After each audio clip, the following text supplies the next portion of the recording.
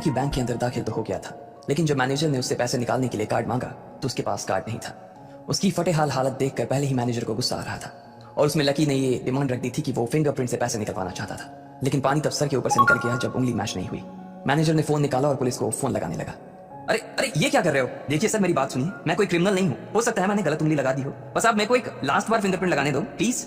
Lucky ने उसके सामने हाथ जोड़ते हुए कहा, देख ये उंगली भी अगर नहीं लगी ना तो फिर ये मत कहना कि मैं अगली उंगली भी ट्राई करके देखता हूँ। बार बार ऐसा नहीं चलने वाला है। अगर ये वाली काम नहीं की तो मैं सीधा पुलिस को फोन करने वाला हूँ अभी। मैनेजर ने लकी को धमकाते हुए कहा। उसने अपने एक हाथ में मशीन और दूसरे हाथ में मोबाइल फोन पकड़ा हुआ था। उसने अपनी स्क्रीन पर पुलिस का नंबर खोल रखा था और उसका अंगूठा हरे बटन पर ही टिका हुआ था। इधर लकी ने अपने सीधे हाथ की उंगली को अपने पैंट से साफ किया और भगवान का नाम लेकर उसे उस मशीन पर लगा दिया। जैसे ही उसकी उंगली उस मशीन पर पड़ी, अब की बार फिर मशीन से एक आवाज आई और वो चमक कर हरी हो उठी। तभी मैनेजर के मोबाइल पर एक मैसेज आया। मैनेजर ने उस मैसेज को पढ़ना शुरू किया।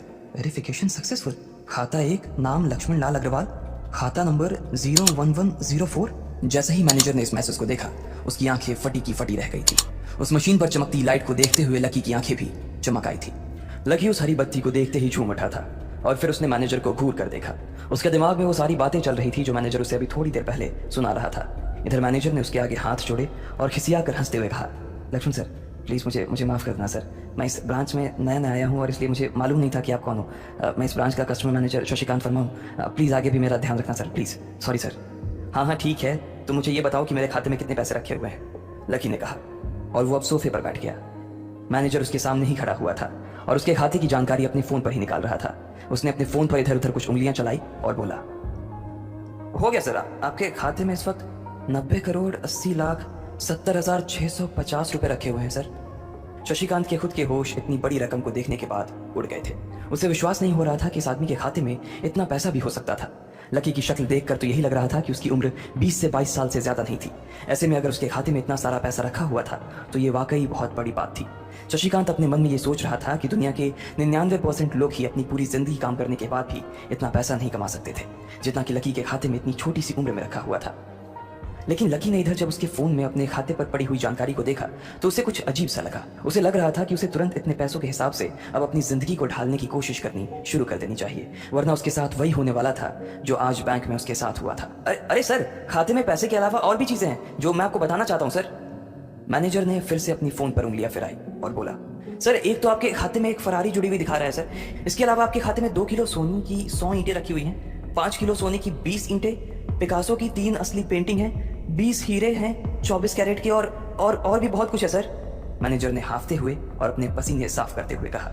इतना सारा धन देखने के बाद शशिकांत की आंखें तो बाहर ही निकल आई थी। उसने कभी लकी जितना अमीर आदमी अपनी जिंदगी में नहीं देखा था। जितना पैसा और सोना और जायदाद उसके पास था, उसका 10% भी इस ब्रांच में किसी और के पास नहीं था। ठीक है, चलो मुझे एक कार्ड दे दो तुम, लकी ने अपने दोनों हाथों को अपने सिर के पीछे रखते हुए कहा। जी सर, मैं अभी आपके लिए एक नया कार्ड बनवा देता हूँ सर, मुझे बस 10 मिनट दीजिए सर, बस 10 मिनट, शशिकांत ने कहा और फिर लकी के सामने ही निकल गया। जितनी देर में लकी ने अपने फोन पर फिर से उस मैसेज को खोलकर देखा, उतनी ही देर में मैनेजर उसके लिए एक चमकता हुआ सुप्रीम कार्ड लेकर उसके सामने आ गया था। लेकिन उस कार्ड को देखने के बाद ना जाने क्यों मैनेजर को ऐसा लग रहा था कि यह कार्ड लकी की संपत्ति के आगे कुछ भी नहीं था। फिर भी मैनेजर इसमें कुछ नहीं कर सकता था क्योंकि वो जानता था कि उसके पास इस ब्रांच में इससे बड़ा और कोई कार्ड नहीं था। इसलिए फिलहाल वो लकी को यही दे सकता था। उसने उस कार्ड पर लकी का पूरा नाम लक्ष्मण लाल अग्रवाल गुदवा दिया था। लीजिए सर आपका कार्ड, पासवर्ड वगैरह सर आपको ईमेल पे मिल जाएगा, शशिकांत ने मुस्कुराते हुए कहा और वो लकी के सामने हाथ बांधकर खड़ा हो गया। इधर लकी ने उस कार्ड को उलट पलट कर देखा और फिर अपनी जगह से खड़ा होकर वो बाहर निकलने लगा। शशिकांत का मन तो यही कर रहा था कि वो उसे दरवाजे तक छोड़ने जाए, लेकिन उसकी ड्यूटी इसी ऑफिस में थी और वो किसी को बाहर छोड़ने नहीं जा सकता था। फिर भी वो लकी के लिए दरवाजा खोलने के लिए आगे आ गया था। इधर यास्मीन अपने कैबिन में अपना सिर पकड़े हुए बैठी थी।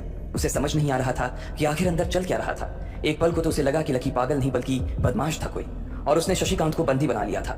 लेकिन जब वो लकी के लिए कार्ड लाने के लिए अपने दफ्तर से बाहर आया तो यास्मीन को लगा कि कुछ गड़बड़ नहीं हुई थी। फिर ये इतनी जल्दी में कहाँ जा रहे हैं, उसने अपने आप से पूछा। शशिकांत को सुरक्षित देख बैंक के बाकी लोग भी दरवाजे पर से पीछे हट गए थे। वैसे भी उसे देखते ही सब लोग अपनी अपनी जगह पर वापस दौड़े चले जाते थे। शशिकांत का खौफ ही ऐसा था कि उसकी आंखों की झलक भर से खड़ा कर्मचारी जाकर अपनी कुर्सी पर बैठ जाता था।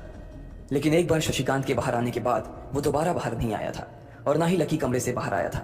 इधर यास्मीन परेशान हुए जा रही थी। वो जानती थी कि अगर कुछ भी गड़बड़ हुआ तो सबसे पहले उसकी नौकरी जाने वाली थी। उसने बड़ी मुश्किल से और मेहनत करके इस नौकरी को हासिल किया था और वो किसी पागल की वजह से इसे अपने हाथ से नहीं जाने देना चाहती थी। जैसे ही परेशान यास्मीन ने अपनी नजर उठाकर फिर से उस कमरे की ओर देखा तो पाया कि लकी बहुत ही आराम से उस कमरे से बाहर निकलकर दरवाजे की ओर बढ़ता चला जा रहा था। ए, रुको, तुम इस तरह नहीं जा सकते।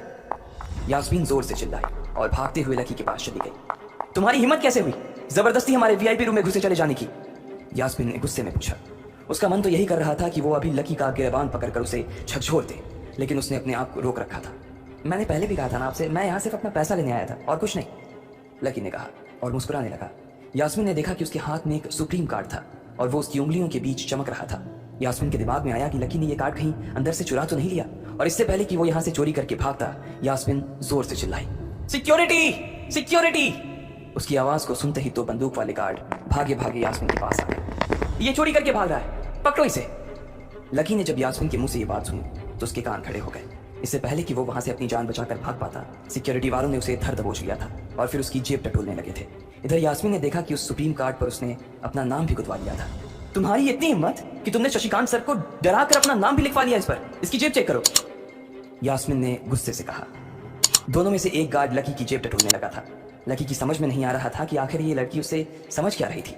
अगर उसे उसके खाते या उसकी संपत्ति या सिर्फ इसके परिवार के बारे में भी पता चल जाता तो भी यास्मीन उसके पैरों में गिर जाती। इससे पहले कि लकी अपनी सफाई में कुछ कह पाता, एक गार्ड बोला, मैडम इसकी जेब में तो कुछ नहीं है, बल्कि फटी हुई जेब है इसकी। तभी उसकी बात सुनकर दूसरे सिपाही ने कहा, मैडम हो सकता है कि इसी जेब में चाकू रख कर लाया हो और उसको निकालते वक्त उसी चाकू से इसकी जेब फट गई होगी, मुझे तो ऐसा ही लग रहा है। दूसरे सिपाही ने अपनी लड़खड़ाती जबान में बोला, अरे पागल हो क्या, ये सब आप लोग क्या बोल रहे हो शशिका। इससे पहले कि लकी आके कुछ बोल पाता, एक गार्ड ने उसके दोनों हाथों को मरोड़ दिया था। इधर यास्मीन अपने मन में सोच रही थी कि अगर वो चाकू लाया था तो फिर वो चला कहाँ गया था। बाप रे! अचानक से यास्मीन की आंखें बड़ी सी हो गई थी। उसे लगा कि लकी ने उस चाकू से शशिकांत का खून कर दिया था। यास्मीन ने तुरंत अपना फोन निकाला और पुलिस को फोन मिलाते हुए कहा, हेलो पुलिस स्टेशन, मैं न्यू सिटी बैंक से बोल रही हूँ। हमारे बैंक में एक सनकी चोर घुस आया है और उसने हमारे कस्टमर मैनेजर का खून कर दिया है, आप प्लीज जल्दी आ जाइए सर, यास्मीन ने घबराते हुए कहा और फोन रख दिया। तब तक दोनों गार्ड ने लकी को नीचे घुटनों के बल बैठा दिया था और उसके सिर पर बंदूक तान दी थी। जैसे ही बाकी लोगों ने भी अपनी आंखों के सामने ये मंजर देखा तो वो सब लोग भी लकी के आसपास घेरा बनाकर खड़े हो गए। अंदर बैठे मैनेजर ने जब इस हलचल को देखा तो वो भी अपना सारा सिस्टम बंद करके बाहर आ गया। अरे क्या हो रहा है ये सब, उसने जोर से आवाज देते हुए पूछा। जैसे ही सब लोगों ने उसकी आवाज सुनी तो वो चौंक गए और शशिकांत वर्मा की ओर देखने लगे। देखने वालों में यास्मीन भी शामिल थी और उसने देखा कि उसका मैनेजर तो जिंदा है और सही सलामत उसकी आंखों के सामने खड़ा था। सर आप जिंदा हैं? यास्मीन ने खुशी और आश्चर्य भरे भाव के साथ शशिकांत की ओर देखते हुए कहा, लेकिन अगले ही पल उसकी खुशी की जगह दुख ने ले ली थी। उसे एहसास हो रहा था कि आखिर उसने कितनी बड़ी गलती करी। यास्मीन ने अपनी ही जुबान काट ली थी और उसके जले पर नमक छिड़का शशिकांत ने। उसने कहा, मैं क्यों इतनी जल्दी मरने लगा और तुमने ये सब क्या तमाशा लगा रखा है, उसने कहा और फिर उस भीड़ की ओर बढ़ने लगा। जैसे ही वो आगे आया उसने देखा कि उन लोगों ने लकी को गन पॉइंट पर बैठा रखा है। अरे किसने किया ये? शशिकांत तुरंत लकी की ओर दौड़ा और उसने उसके पास खड़े दोनों गार्ड्स को हटा दिया। फिर लकी को उठाने के लिए उसने अपना हाथ उसकी ओर बढ़ा दिया और बोला, sir I am really sorry sir, इस बेवकूफी के लिए मैं आपसे माफी मांगता हूँ sir, I am really sorry sir. Shashikant उसके पैरों में ही गिरने को हो गया था। लकी उसका हाथ पकड़कर खड़ा हुआ और फिर यास्मीन की ओर घूरने लगा। आप पूछ रहे थे ना ये किसने किया? इसने किया ये, और इसने सिर्फ इतना ही नहीं किया बल्कि इसने पुलिस को भी बुला लिया है। इसे लग रहा है कि मैं कोई क्रिमिनल हूं जिसने आपका खून कर दिया है और आपसे ये कार्ड चुरा कर भाग रहा हूं, ये कार्ड जो आपने मुझे दिया है। लकी ने यास्मीन की ओर उंगली दिखाते हुए गुस्से में कहा। अचानक ही सब लोग थोड़ा पीछे हटकर यास्मीन को देखने लगे थे। यास्मीन घबराई हुई सी फर्श पर तो कभी छत को देखे जा रही थी। यास्मीन, जो मैं सुन रहा हूं क्या वो सच है? शशिकांत ने यास्मीन को घूरते हुए गुस्से में पूछा। उसकी आंखों में छुपे गुस्से को यास्मीन बर्दाश्त नहीं कर पा रही थी, इसलिए उसकी ना तो लकी से और ना ही शशिकांत से नजर मिलाने की हिम्मत हो रही थी। फिर भी वो जानती थी कि उसका चुप रहना इस वक्त उसके लिए बहुत खतरनाक हो सकता था, इसलिए उसने कहा, सर ये सब मेरी गलती है सर, ये मेरी बहुत बड़ी मिसअंडरस्टैंडिंग है सर। मुझे लगा कि ये जबरदस्ती अंदर घुस आया है और इसने आपके ऊपर हमला करके आपसे जबरदस्ती ये कार्ड बनवा लिया है और फिर आपको मार दिया है सर, यास्मीन ने घबराते हुए कहा। उसकी डरी सहमी सी आंखों में अब आंसू ही आ गए थे। मैनेजर ने जब उसकी ये बात सुनी तो उसने अपना सिर पकड़ लिया। यास्मीन जैसी समझदार लड़की इतनी बड़ी भूल कैसे कर सकती थी? उसने लकी को पहचाना ही नहीं था। खैर, मैनेजर को लगा कि इसमें उसकी कोई गलती नहीं थी। जब वो खुद लकी को नहीं पहचान पाया था तो फिर यास्मीन कैसे पहचान पाती? इसलिए उसने सोचा कि सबके सामने उसे कुछ कहने से अच्छा था कि वो यास्मीन को एक कोने में ले जाकर लकी की सच्चाई बताए। शशिकांत ने उसका हाथ पकड़ा और उसे खींच कर अपने साथ खंबे के पास ले गया और बोला, तुम्हें मालूम है ये कौन है? अरे ये लक्ष्मण अग्रवाल है, लक्ष्मण अग्रवाल खानदान का वारिस। तुम्हें पता है ना कि अग्रवाल खानदान का खाता हमारे बैंक की जितनी भी शाखाएं हैं उसमें सबसे बड़ा खाता है। यास्मीन ने जैसे ही ये नाम सुना उसके पैरों के नीचे से जमीन खिसक गई थी। वो जानती थी कि अगर न्यू सिटी बैंक इतनी ऊंचाइयों पर पहुंचा था तो उसके पीछे अग्रवाल खानदान का सबसे इस बात का जिक्र उससे तब भी किया गया था जब उसने नौकरी ज्वाइन की थी। तुम्हें पता है इस लड़के के नाम पे कितनी प्रॉपर्टी है? ये अपने दम पर ना इस पूरे एरिया को खरीद सकता है, शशिकांत ने यास्मीन से कहा। यास्मीन जैसे जैसे लकी को देखी जा रही थी वो बड़ी बड़ी आंखों से उसे घूरे जा रही थी। लकी कभी उन दोनों को देख रहा था तो कभी अपने आसपास खड़े लोगों को देख रहा था। अब सबसे पहले तो पुलिस को फोन करो और उनसे कहो कि हमसे गलती हो गई थी, और उसके बाद जाकर तुम उनसे भी माफी मांगो, और अगर उन्होंने तुम्हें माफ कर दिया तो तुम्हारी किस्मत, वरना समझ लेना कि तुम्हारी नौकरी चली गई, शशिकांत ने कहा और दौड़कर लकी के पास जाकर खड़ा हो गया। इधर यास्मीन अभी भी वहीं पर खड़ी थी। अभी अभी जो शशिकांत उसे बता कर गया था वो यास्मीन पचा नहीं पा रही थी। उसे लग रहा था कि इसमें उसकी कोई गलती नहीं थी, लेकिन कोई उसकी सुनने वाला नहीं था। बैंक उस छोटी सी मैनेजर के चक्कर में अपने सबसे बड़े कस्टमर को छोड़ने वाला तो नहीं था। अब मेरे पास और कोई रास्ता नहीं बचा है, यास्मीन ने निराश होते हुए अपने आप से कहा, और फिर अपनी जेब से फोन निकालकर पुलिस थाने में फोन लगाया। जैसे ही यास्मीन ने पुलिस वालों से ये कहा कि उससे गलती हो गई और जिसे वो बदमाश समझ रही थी असल में वो बदमाश नहीं बल्कि शहर के सबसे बड़े रईस का बेटा था, तो उधर से आवाज आई, मैडम सॉरी लेकिन अब तो गाड़ी निकल गई है, वहां पहुंचती होगी, अब आपको जो भी कहना है इंस्पेक्टर साहब से कह देना। और उस पुलिस वाले ने फोन काट दिया। मर गए, यास्मीन ने अपने आप से निराश होते हुए कहा। उसके हाथ थर थर कांप रहे थे। उसे समझ नहीं आ रहा था कि अब वो क्या करे। अब उसके पास लकी से माफी मांगने के अलावा और कोई चारा नहीं बचा था। लेकिन अगर लकी सर ने मुझे माफ नहीं किया और उल्टा मेरे ऊपर डिफेमेशन का चार्ज लगा दिया तो, यास्मीन ने अपने आप से कहा, और वो अब और भी ज्यादा घबरा गई थी। उसने देखा कि लकी उसे घूर कर देख रहा था। शशिकांत पूरी कोशिश कर रहा था कि वो लकी को शांत करवा सके, लेकिन लकी वहां से हिलने का नाम तक नहीं ले रहा था। यास्मीन उसके पास पहुंच गई थी।